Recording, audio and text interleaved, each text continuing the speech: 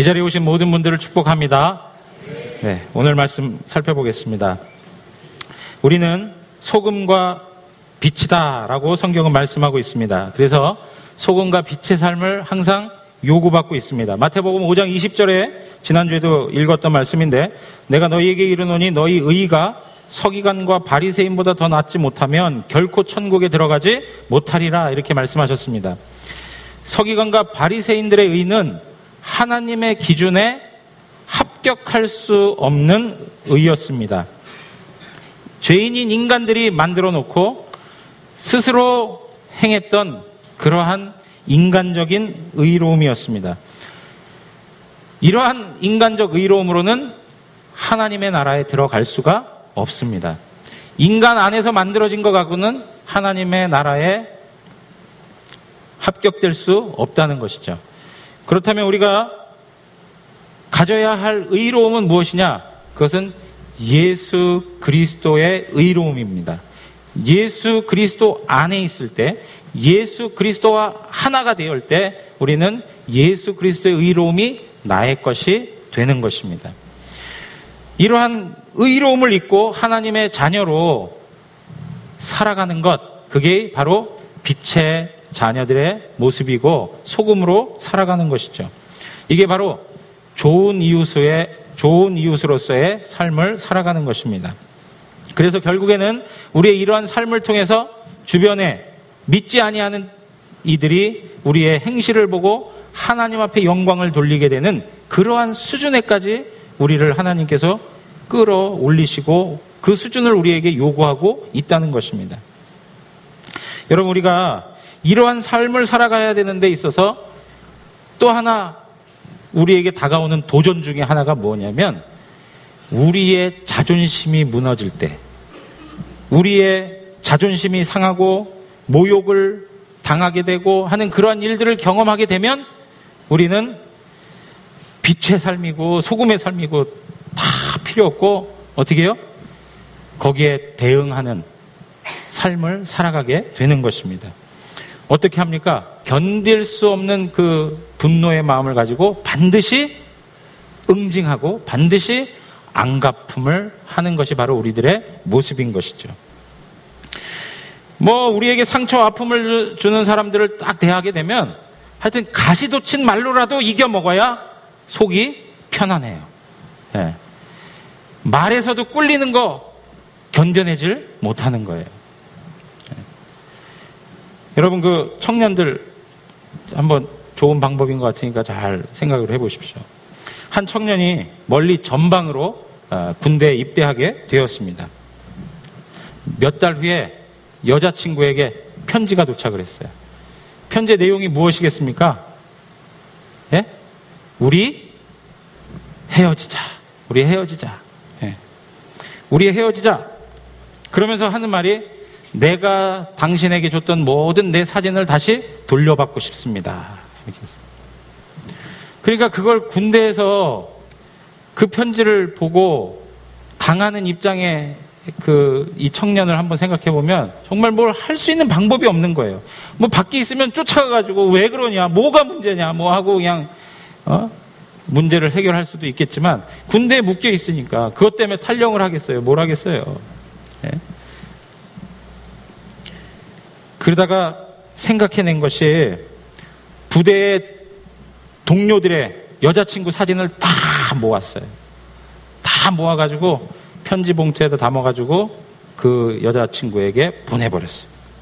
그리고 거기에 뭐라고 썼냐면, 어떤 사진이 너의 사진인지 내가 잘 모르겠다. 기억이 잘 안 난다. 너 거만 빼고 나머지는 나에게 돌려다오. 예? 그렇게 얘기했다는 거예요. 여러분, 이렇게 해서라도 속이 풀어져야 되는 거예요. 이렇게 해서라도. 예? 내가 지금까지 너만 보고 살았는지 아냐? 나에게도 수많은 다른 여자들이 있었다라는 걸 이렇게 과시하는 거죠. 예. 여러분, 이 이야기는 우리의 마음을 잘 이렇게 설명해 주고 있습니다. 조금이라도 지고는 살 수가 없는 인간의 모습이에요. 예수님께서는 율법사들을 통해서 유대 백성들이 가르침을 받고 있다라고 얘기하고 있습니다. 어떻게 가르침을 받느냐? 눈은 눈으로, 이는 이로 갚으라. 여러분, 이 말씀은 출애굽기, 레위기, 신명기에 있는 말씀을 간단하게 요약하여 예수님께서 언급하신 내용인데요. 출애굽기에 있는 말씀을 한번 읽어보겠습니다. 21장 23절에 보니까 그러나 다른 해가 있으면 갚되 생명은 생명으로, 눈은 눈으로, 이는 이로, 손은 손으로, 발은 발로, 된 것은 된 것으로, 상하게 한 것은 상함으로, 때린 것은 때림으로 갚을지니라. 이거를 우리는 뭐라고 얘기하냐면 동해복수법이라고 그래요. 동해복수법. 내가 해로운 그것에 대해서 그대로 복수해 주는 거예요. 내가 해함을 입은 그것 정도 안에서만 복수할 수 있다는 것입니다. 자기가 피해 당한 이상으로 복수를 해서는 안 된다는 것이 바로 여기에 가르침인 것이죠. 왜 그러냐? 하나님께서는 그 당시에 이스라엘 백성들에게 바로 너희의 악함을 생각해봐라. 너희는 하나를 잃어버리면 뭐예요? 둘을 얻으려고 한단 말이에요. 네. 내가 눈을 다치게 되면 상대방의 두 눈을 없애야 속이 조금 풀릴까 말까 한 거예요. 네. 그 악함 때문에 자신의 그 악함을 사회적 어떤 재판이나 이런 기능에 내어주지도 못하고 자기 스스로 그 문제를 해결하려고 개인적 복수를 단행한다는 거예요. 그거에 대해서 하나님께서는 항상 정의와 공평함이 있어야 될 것을 우리에게 설명해 주고 있는 것입니다. 인간은 악하기 때문에 정의롭거나 공평함을 제대로 실행할 수가 없습니다. 예전에는 아담과 하와가 타락하기 이전에는 정의감이 있었습니다. 하나님의 형상이기 때문에 정의감이 있었어요. 근데 아담과 하와 타락 이후에 인간은 그 정의감을 잘못된 것으로 만들어버리는데 왜곡되이 생각하는데 그게 뭐냐? 복수예요, 복수. 네. 피비린내 나는 복수를 가지고 뭐라고 생각하냐면 정의라고 생각을 한단 말이에요. 이게 바로 인간들이 죄로 말미암아 얻어지게 된 우리 그 인간의 모습이라는 것입니다. 우리 꼬마아이들 정직한 고백을 들었는데요. 한 대 맞으면 한 대만 때리고 싶지 않다는 거예요. 네. 여러분들도 다 동의하십니까? 네? 눈이 손상을 입으면 눈만 해하려고 하지 않고 머리 자체를 박살내버리려고요. 네. 그게 인간이라 이거예요. 여러분, 우리가 그렇게 수준이 있지 않아요. 네. 목사님, 설교인데 그래도 좀 고상한 표현들 좀 쓰시지. 우리 자신이 고상하지가 않아요. 네.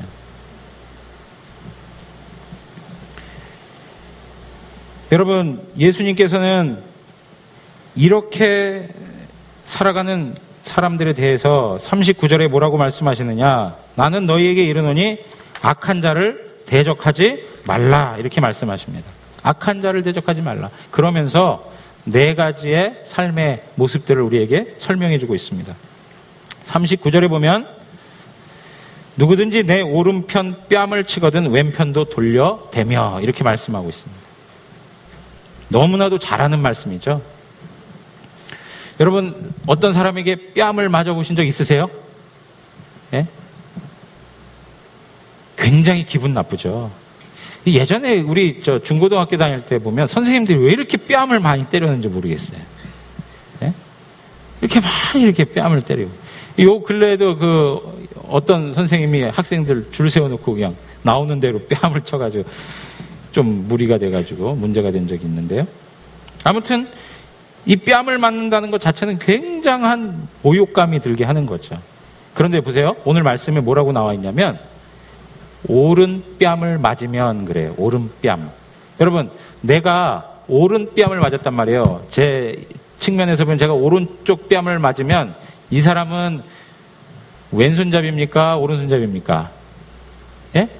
친 사람은 왼손잡이일 거예요. 근데 사실 주님께서 우리에게 말씀하시고 있는 거는 왼손잡이들을 두고 말씀하신 게 아니고 보편적으로 오른쪽을 사용하는 사람들에게 말씀하시는 거예요. 그러면 오른쪽 손을 쓰는 사람이 뺨을 때리면 어디 맞아야 돼요? 왼뺨이 맞아줘야 되는 거예요.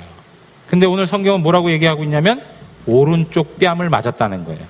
그러니까 오른쪽 뺨을 맞았다는 얘기는 이렇게 친 게 아니고 손등으로 쳐버린 거예요. 손등으로.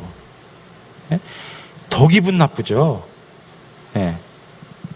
그냥 맞아도 기분 나쁜데 마치 그냥 인간 취급 안 하는 것처럼 그냥 손등으로 쳐버리는 거예요.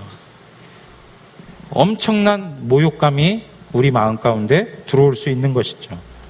여러분, 이렇게 뺨을 맞았다라고 생각을 하면 한번 생각해 보세요. 가만히 있을 수 있겠습니까? 분노가 올라올 수밖에 없는 것이죠. 그래서 어떻게 합니까? 지고 있을 수 없다 하고 같이 또 뺨을 날리지 않습니까?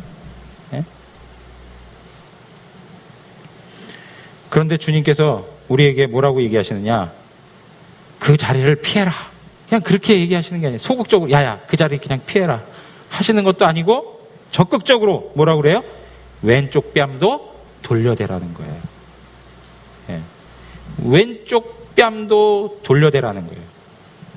이게 바로 우리 주님의 가르침인 것입니다. 여러분, 주님께서는 우리를 하나님 나라의 자녀로 불러주셨어요. 하나님 나라의 시민으로 불러주셨어요. 하나님의 나라는 삶의 방식이 이러해야 된다는 것을 지금 설명해주고 있는 거예요. 이거 바보 아니에요? 왼뺨을 돌려대주면? 어리석은 거 아닙니까? 응징을 해주고 거기에 대해서 복수를 해줘야 되는 그런 부분이 상식 아니겠어요? 근데 주님께서는 대주라는 거예요. 우리 아이들한테도 얘기했지만 우리 자녀들이 어디서 맞고 들어오면 엄마들이 더 열받아가지고 가만히 있질 못해요. 막 그냥 얼굴 뻘개져가지고 괜히 울고 들어갔어요. 더 야단 맞아가지고. 왜 야단 맞아요? 뭐 했냐 이거죠. 너는 너는 손발 없어? 너 그거 놔뒀다 뭐 할 거야? 왜 맞고만 들어왔냐 이거죠. 더 두들겨 패버려야 되는데. 여러분, 이것이 바로 세상의 방식인 거예요. 그러나 하나님 나라의 방식은 어떻다고요? 지고 오라는 거예요. 손해보라는 거예요. 바보처럼 살아가라는 거예요.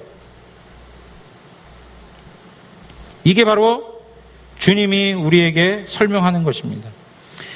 자, 두 번째 예를 또 주님께서 보여주시는데 40절에 보면 또 너를 고발하여 속옷을 가지고자 하는 자에게 겉옷까지 가지게 하며 그래요. 이것은 송사하는 배경을 가지고 있습니다. 재판 소송이 걸린 거예요. 소유권에 대한 문제가 제기된 거예요. 그런데 뭘 가지게 돼요? 속옷을 가지겠다 이렇게 얘기하는 거예요. 근데 여러분, 그 당시에 속옷은 그래도 여벌이 있었다고 그래요. 근데 그 당시에 겉옷은 여벌이 없었다고 그래요. 그리고 그 겉옷은 그 사람을 보호할 수 있는 유일한 도구인 거예요. 잠잘 때는 이불로, 그리고 낮에는 해를 가리는 것으로 여러 다양한 것으로 사용했던 것이 바로 겉옷이었어요. 그래서 성경의 출애굽기 22장 26절에서 27절에 보면 이런 말씀이 있습니다. 내가 만일 이웃의 옷을 전당 잡거든 해가 지기 전에 그에게 돌려보내라. 그것이 유일한 옷이라. 그것이 그의 알몸을 가릴 옷인즉 그가 무엇을 입고 자겠느냐. 그가 내게 부르짖으면 내가 들으리니 나는 자비로운 자임이니라. 그 옷을 전당 잡으면 해가 지기 전에 돌려주라는 거예요. 이게 바로 주님의 뜻이었어요. 그러니까 그 정도로 이 겉옷은 유대 시대의 그 사람들에게 중요했던 옷인 것이죠. 그런데 속옷을 달라 하니까 뭐까지 주라고요? 겉옷까지 그냥 내주라는 거예요. 내 소유권을 주장하고 그것에 대해서 권리를 내세우지 말고 그냥 다 주라는 거죠. 아니 주님, 어떻게 이렇게 치사한 방법으로 나올 수 있습니까?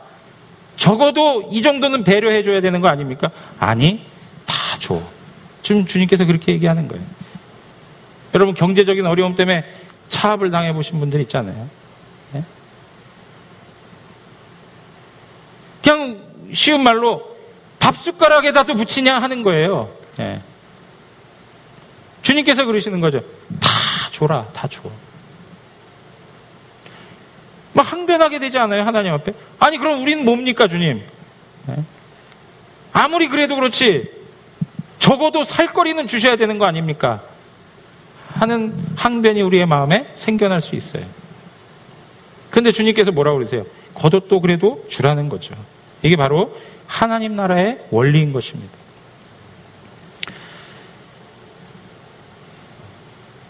(41절에) 보면 세 번째 이야기가 나오는데, 또 누구든지 너로 억지로 오리를 가게 하거든 그 사람과 심리를 동행하고, 이렇게 말씀하고 있어요. 여기서 중요한 단어는 억지로라고 하는 단어예요.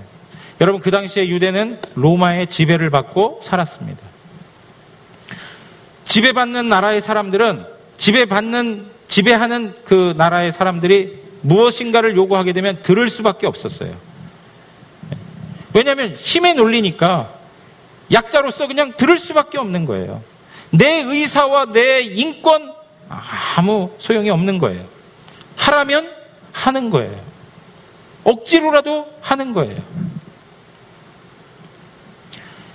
그런데 군인들이 그런 횡포가 심했다는 것이죠. 로마의 군인들은 그런 횡포가 더 심했던 거예요. 막 즉흥적으로 눈에 띄면 너 저거 해, 그러면 해야 되는 거예요. 대표적인 예가 누군지 아십니까? 마태복음 27장 32절에 보면 구레네 사람 시몬이라는 사람이 나와요. 시몬이란 구레네 사람을 만남에 그에게 예수의 십자가를 억지로 지어가게 하였더라, 이렇게 하고 있어요. 구레네 시몬도 얼떨결에 예수님 십자가 지고 가는 광경을 보고 있다가 한 군인이 너 일로 와, 너 이거 지고 가 하니까 어쩔 수 없이 억지로 지고 갔다는 거예요. 여기 내 의사가 반영이 되지 않아요. 예. 나를 존중해주는 인격적 존중이 그 가운데 있습니까? 없어요. 예.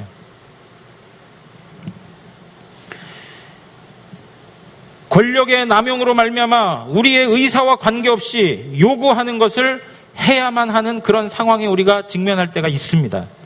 상사로부터, 아니면 사회적 어른들로부터, 여러 가지 다양한 모습 속에서 내가 하고 싶지 않지만 요구되어지는 상황들이 있다는 것이죠. 억지로 해야만 하는 그러한 상황들. 그럴 때 우리 마음속에서 어떤 마음이 들어요? 원망하고 불평하는 마음이 왜 없겠습니까?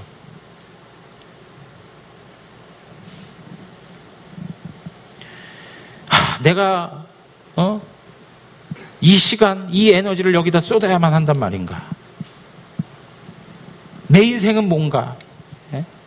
여러 가지가 억지로 되어지는 일들이 우리 삶에 얼마나 많아요. 그런데 주님께서 뭐라고 하십니까? 오리를 가자 하면 심리를 더 가주라는 거예요. 1.5kg 갑시다. 그러면 3kg 가주라는 얘기예요. 이것이 하나님의 나라의 삶의 모습이라는 거예요. 하나님 나라의 삶의 모습. 42절에 보면 네 번째로 한 가지 더 예가 나오는데, 내게 구하는 자에게 주며 내게 꾸고자 하는 자에게 거절하지 말라, 이렇게 나오고 있어요. 여러분, 우리는 내가 싫어하는 사람이 나에게 나와서 도움을 청할 때 그것에 대해서 마음이 다쳐가지고 등을 돌려버릴 때가 많이 있습니다. 그리고 그것이 나에게 유익이 되지 않는다면 듣지 못한 것처럼 외면할 때가 있습니다. 우리는 자본주의 사회에서 살아가는 것이 익숙해져 가지고 항상 무엇인가 이윤이 있어야만 거기에 반응을 해요. 누구를 돕더라도 거기에 보상과 답례가 따라야만 그 일을 하는 거예요. 그냥 순수한 마음으로 섬기고 베풀고 돕고 하는 마음이 없어요.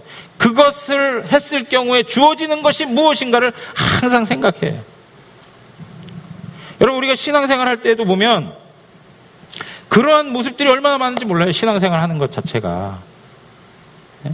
주님하고도 거래를 하려고 그래요. 주님하고도 딜을 해요. 주님하고. 주님, 내가 전도해 줄 테니까 뭐 해주겠습니까? 내가 40일 기도 할 테니까 거기에 뭔가를 주십시오. 그냥 주님 사랑하는 마음으로 주님과의 그 깊은 교제 속에서 주님의 은혜 때문에 하나님 앞에 감당하는 그런 모습들이 건강한 모습이죠. 바람직한 모습이죠. 그런데 그렇게 되지 아니하고 어떻게 해요? 항상 내가 무엇인가를 하면 그것을 인한 어떤 보상과 답례를 얻으려고 하는 것이 우리 신앙에도 그냥 깔려 있어요. 우리가 형제교회를 세우고 전도 지원을 하고 섬기는 일들을 하지 않습니까? 그 일을 통해서 내게 주실 은혜가 무엇인가 하는 그런 관심을 갖고 한단 말이에요. 뭐 우리가 다 그렇게 한다는 얘기가 아니에요. 우리가 신앙적인 내용들을 잘못 생각하게 되면 그러한 방식으로 우리의 신앙이 갈 수 있다는 거죠. 요한일서 3장 17절에서 18절에 있는 말씀 우리 다 같이 한번 읽어보겠습니다. 3장 17절에 18절 시작.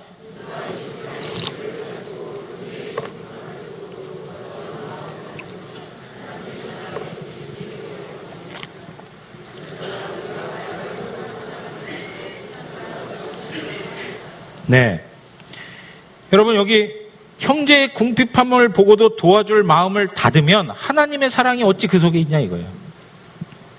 아우, 하나님의 은혜와 하나님의 사랑 감사합니다. 내 삶에 항상 그 사랑 때문에 내가 살아갑니다.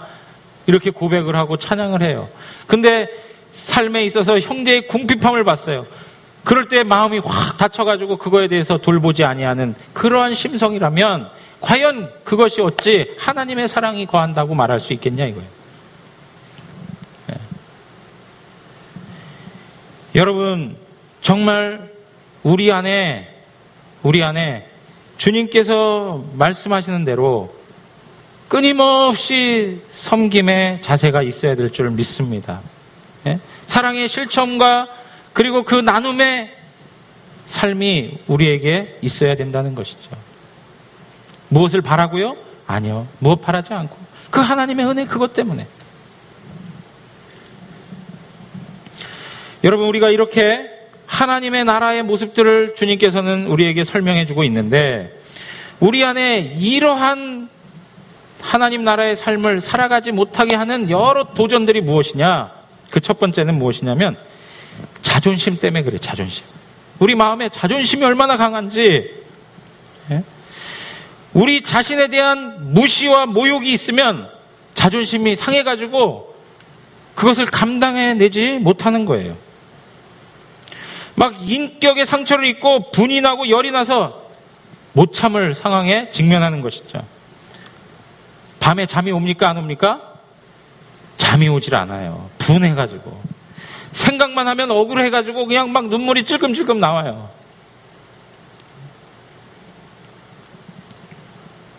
아유, 좀 툴툴 털어버리고 그냥 넘어가 보자 하는데 또 잠깐 설거지 하다가 문득 또 생각나. 에휴, 그 왼수 같은 거.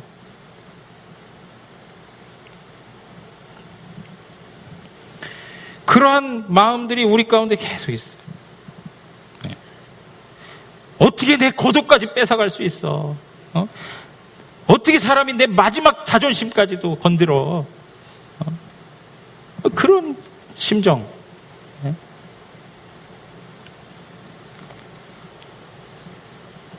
그러면서 눈물을 닦아낼 때도 비장한 마음으로 닦아내죠. 결코 내가 참지 않으리라.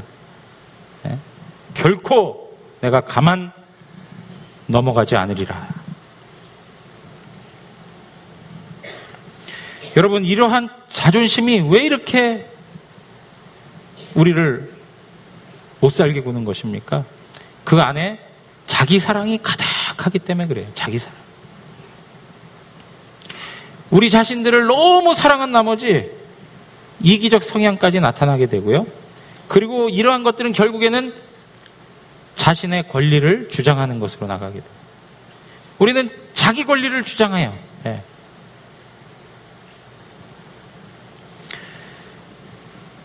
복수할 권리가 있습니다.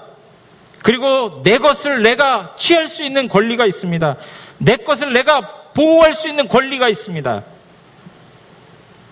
그리고 자존심을 지킬 수 있는 권리가 내게 있는 것이죠. 어떤 사람이 요구하는 것 앞에 거부할 수 있는 권리가 나에게 있습니다. 상식적이지 않습니까? 그런데 우리 주님께서 우리에게 말씀하시는 거예요. 권리 주장하지 말아라. 권리 주장하지 말아라.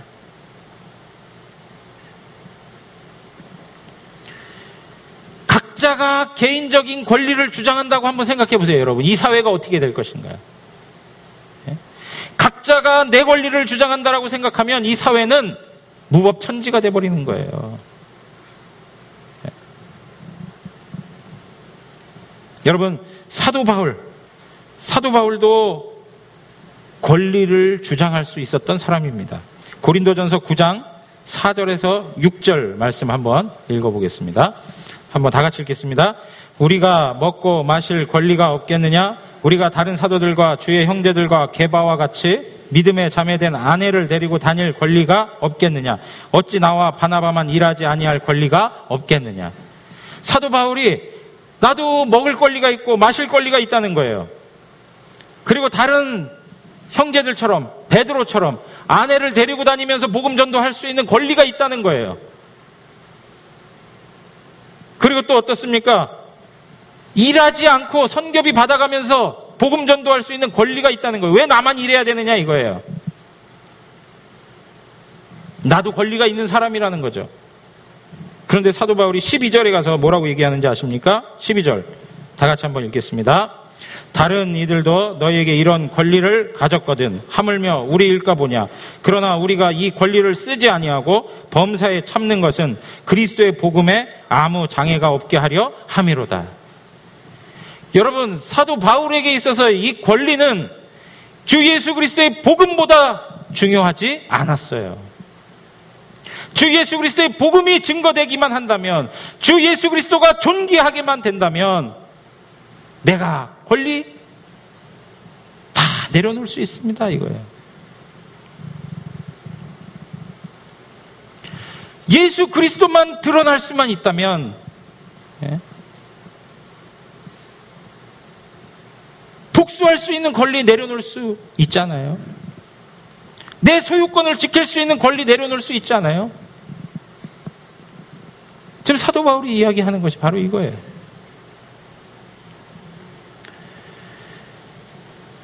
예수 그리스도는 어떻습니까? 예수 그리스도의 모습 가운데도 그러한 모습이 있습니다. 마태복음 26장 51절에서 54절에 보면 어떤 내용이냐면, 예수님을 잡으러 왔습니다. 로마 군인들이. 그러니까 베드로가 칼을 들고 있다가 칼로 치니까 예수님께서 베드로를 말리시면서 그러는 거죠. 칼로 선자는 칼로 망한다. 그러면서 하시는 말씀이, 너는 내가 내 아버지께 구하여 지금 12군단 더 되는 천사를 보내시게 할 수 없는 줄 아느냐? 12군단 더 되는 수많은 천군들을 보내가지고 그냥 끝내버릴 수 있다는 거예요. 권리가 있어요. 권세가 있으세요. 그런데 어떻게 하세요? 54절에 보니까 다 같이 한번 읽겠습니다. 54절. 내가 만일 그렇게 하면 이런 일이 있으리라 한 성경이 어떻게 이루어지겠느냐 하시더라. 하나님께서 미리 약속하신 성경의 성취, 하나님 말씀의 성취, 하나님의 뜻이 이루어지는 것, 그것 때문에 예수님께서는 그의 권세를 사용하지 않으시는 거예요. 여러분, 우리의 삶에 동일한 것입니다. 우리가 복수할 수 있습니다. 그래서 속이 한순간 편해질 수 있습니다. 그러나 진정한 평안을 얻지 못합니다. 우리의 권리를 내세워서 내 것을 챙길 수가 있습니다. 그리고 내 의사를 존중받을 수가 있습니다. 그러나 하나님의 뜻이 그 가운데 나타나지 않을 수 있습니다.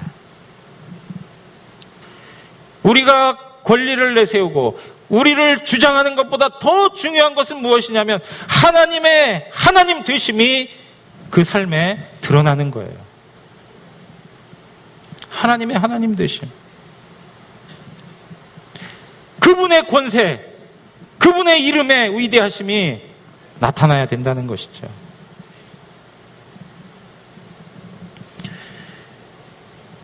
여러분, 예수님께서 40일 금식하시면서 광야에 있을 때 사단이 와서 그래요. 하나님의 아들이라면 너가 하나님의 아들인 걸 보여줘봐. 하나님의 아들이거든. 돌을 떡이 되게 해서 한번 먹어봐라. 예수님 하실 수 있죠. 하나님의 아들이라는 걸 증명해 보일 수 있죠. 근데 예수님이 그렇게 하십니까? 안 하십니까? 안 하세요. 높은 꼭대기에 올라가가지고 여기서 떠내려봐라. 하나님의 아들이라면 한번 해봐라. 근데 예수님 어떻게 하세요? 하나님의 아들인 것을 증명해내지 아니하시고 계단을 걸어 내려오시는 거예요.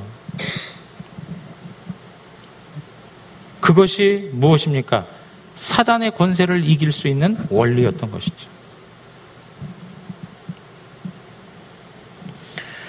여러분, 우리가 왜 이 악한 자들을 대적하지 말아야 합니까? 지금도 말씀드린 것처럼 권리가 우리에게 있지만 악인들을 심판할 수 있는 권리는 오직 하나님 그분에게만 있습니다. 하나님만이 재판장이 되시는 것입니다. 감히 어느 누구가 재판장의 자리에 설 수가 없습니다.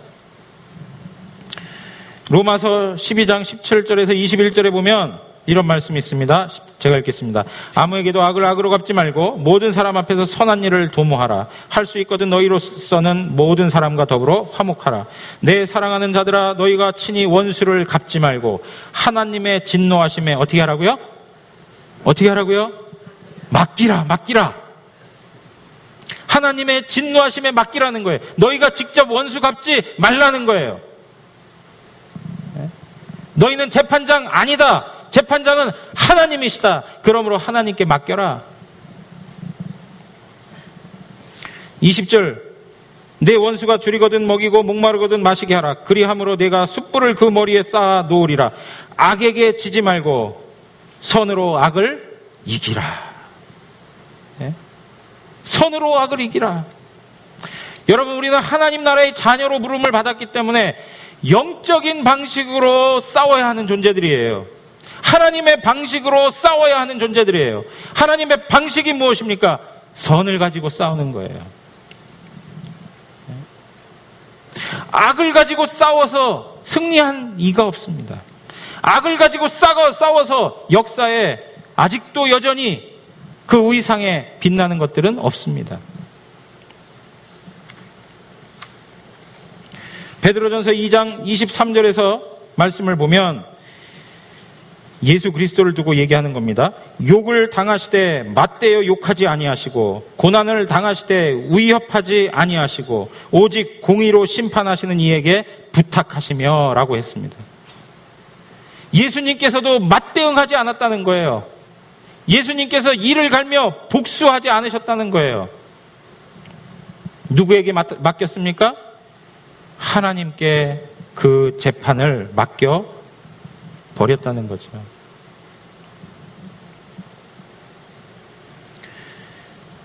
여러분, 하나님께 맡기세요. 내가 응징해가지고 속 한번 편안해보겠다 생각하지 마시고 맡기세요. 만약에 하나님이 심판하신다면 우리가 응징하고 심판하는 것보다 더 확실하게 하나님이 끝내버리세요. 하나님께 맡기십시오. 우리가 왜 악한 자들을 또 대적하지 말아야 되느냐? 악한 자를 맞서게 되면 문제는 나도 악해진다는 데 문제가 있어요. 보복을 해가지고 뭔가 일이 해결되면 좋은데 저도 악이 발동돼가지고 더 큰 복수를 또 낳게 되는 것이고요. 계속되는 이런 악순환이 거듭되는 것이에요. 여러분, 우리 자녀들 보면은요, 형제들끼리, 특별히 형제들 안에서 많이 나타나잖아요. 막 두들겨 패고 싸우고 있어요. 왜 그러냐 도대체? 제가 먼저 시비를 걸었다는 거예요. 시비 건 놈이 나쁜 놈이죠. 막 야단을 쳐요. 근데 시비 건 게 크게 시비 건 거 아니야 보면. 근데 응징을 아주 또 그래가지고 그 시비 건 거에 대해서, 그 원인을 제공한 거에 대해서 복수하다 보니까 복수한 사람이 더 나쁜 사람이 돼버리는 경우가 있잖아요. 여러분, 오늘 우리 신앙에 이러한 복수심들, 이러한 세상적인 방식들 하나님 앞에서 다 내려놨으면 좋겠습니다. 그러면 우리가 어떻게 살아야 하는가? 이러한 하나님 나라의 삶을 실천하기 위해서 어떻게 해야 되는가? 주님께서 우리에게 요구하십니다. 나의 자존심, 내 권리, 내 입장, 자기 자랑, 이 모든 것을 주님 앞에 내려놓고 자기 자신을 부인하라, 이렇게 말씀하고 있습니다. 마태복음 16장 24절 다 같이 읽겠습니다. 이거는 암기하시고 다녀야 돼요. 다 같이 읽겠습니다. 시작. 이에 예수께서 제자들에게 이르시되 누구든지 나를 따라오려거든 자기를 부인하고 자기 십자가를 지고 나를 따를 것이니라. 자기를 부인하는 삶, 자기를 부인하는 삶이 우리 가운데 있어야 된다는 거예요. 자기 부인의 삶은 결국은 자기를 죽이는 삶이에요. 자기를 죽이는 삶. 여러분, 그 옛날에 김익두 목사님이라는 분 기억하십니까? 설교를 통해서 많이 들어본 바 있으시죠? 한국 초창기 교회 역사에 완전히 깡패였어요. 그래서 막 사람들이 벌벌 떨면서 지나가고 그랬던 그런 인물이에요. 근데 그가 복음을 듣게 되고 예수를 믿게 돼서 목사님이 되었어요. 그런데도 불구하고 사람들은 김익두 그러면은 그냥 벌벌 떠는 그런 존재인 것이죠. 그래서 목사님이 한 번은 방을 붙였어요. 김익두는 죽었다. 그래서 사람들이 정말 김익두가 죽었나 확인하기 위해서 지나가는데 똥물을 갖다가 이렇게 끼얹어버린 거예요. 옛날 같았으면 어떻게 했었을까요? 가만히 있을 수 없는 거죠. 그런데 그 김익두 목사님이 옷을 탁 털면서 그 나쁜 짓을 한 그 사람에게 이야기했답니다. 당신은 옛날에 김익두가 죽었다는 사실을 기뻐하십시오. 내가 죽었으니까 망정이지, 내가 죽지 않았다면 당신은 성하지 못할 것이었습니다. 그러면서 지금의 김익두는 예전의 김익두가 아닙니다. 저는 다시 태어났습니다. 여러분, 죽어야 살아납니다. 죽어야 살아나요. 안갚음을 해가지고 문제가 해결되지 않습니다. 우리 자신이 부인되어져야 합니다. 갈라디아서 6장 14절에 있는 말씀처럼 그러나 내게는 우리 주 예수 그리스도의 십자가 외에 결코 자랑할 것이 없으니 그리스도로 말미암아 세상이 나를 대하여 십자가에 못 박히고 내가 또한 세상을 대하여 그러하니라. 우리의 자아가 십자가에 단단히 못 박힐 때에 하나님께서 말씀하시는 하나님 나라의 삶을 우리는 살아갈 수 있습니다. 오늘도 예수 그리스도의 십자가를 바라보시고 그 십자가 앞에서 예수님이 죽으신 것처럼 우리의 옛 자아도 죽었다는 것을 다시 한번 확인하시고 아직도 살아있는 꿈틀거림이 우리 가운데 있다면 다시 한번 주님의 은혜를 구하고 주님 십자가에 단단히 못 박게 하여 주옵소서. 이러한 기도의 제목을 드려야 될 것이에요. 세상은 끊임없이 우리가 살았는지 죽었는지를 계속 살펴보고 있습니다. 찔러보고 있습니다. 쿡 찔러보면 거기에 대해서 움찔하고 반응하지 않습니까? 그러면 살았구만. 하루에도 수없이 이런 도전들이 우리의 삶에 있어요. 이 사람이 죽었는지 살았는지, 예수 안에 죽었다고 하는데 정말 죽었는지 늘 도전해 와요. 그럴 때마다 여러분들은 꿈틀거리며 반응할 것입니까? 그냥 죽어주셔야 되는 거예요. 간절히 부탁드립니다. 저와 여러분들은 그리스도 안에서 죽어줘야 됩니다. 죽어줘야 돼요. 여러분, 다시 한번 십자가 앞에 서십시오. 거기서 흐르는 은혜를 경험하시고 그 은혜 앞에 우리 옛 자아를 다 내려놓고 그리스도가 내 안에 살아가심으로 정말 하나님 나라의 삶을 멋지게 살아가는 우리 성도님들로 하나님 앞에 기억되기를 원합니다. 예수님의 뜻이 드러나기만 하면, 예수 그리스도가 존귀하기만 된다면 나는 죽어도 좋습니다 하는 그 고백을 하나님 앞에 온전히 올려드리는 시간이 되었으면 좋겠습니다. 우리 시간 찬양하겠습니다.